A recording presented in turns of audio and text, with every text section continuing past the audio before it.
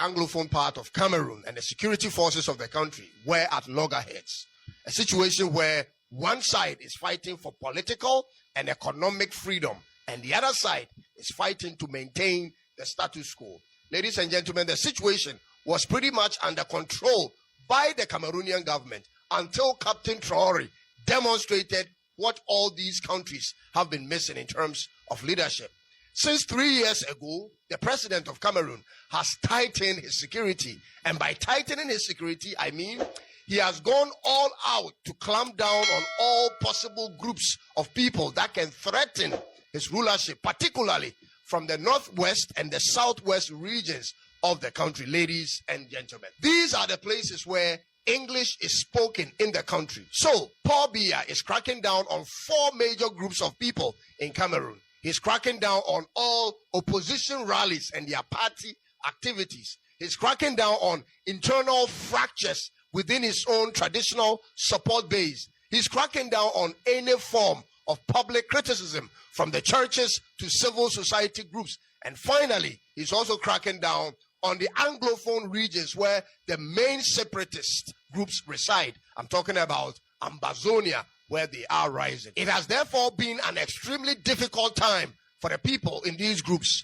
The reason this is happening now is because Paul Biya has officially declared his candidacy as president and is standing for his 8th term in office at age 92. He is the second oldest or longest serving president in the world, behind the first longest serving president from another African country in Equatorial Guinea. As a matter of fact, ladies and gentlemen, the top 4 countries with the longest serving presidents in the world are all from Africa.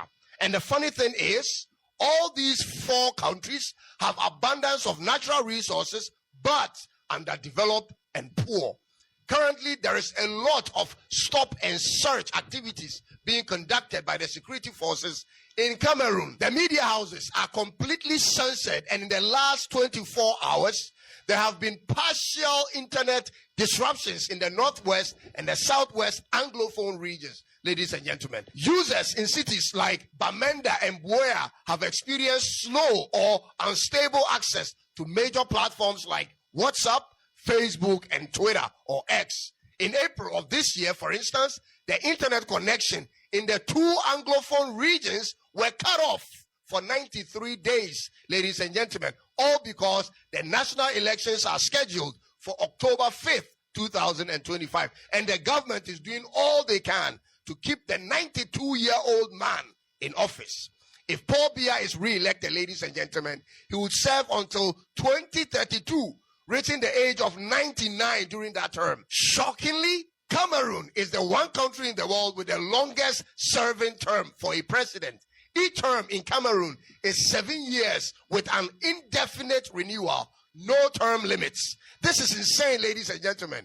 Paul Biya, with the support of France and Macron, will ensure he wins again by hook or crook. As a result, there is so much manhunt happening, especially targeted at people perceived as separatist sympathizers or activists.